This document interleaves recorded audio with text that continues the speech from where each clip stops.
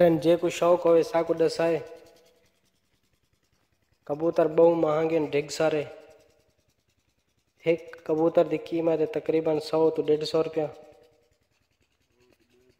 100 तो 150 रुपये का एक कबूतर, बोला होम डिलीवरी ना। ठीक है, एक कबूतर ना मालिक है। क्या करना पी कबूतर को सरी फंसी भी है, होंदी सरी कढ़े ना बैठे। एक खोखा भी है, खोखा भी कहू है बोला।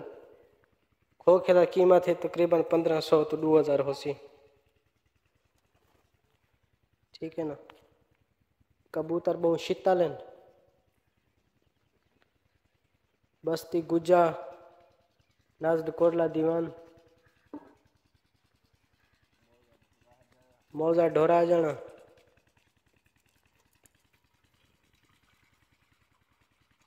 आ फ्रांजियाला खूह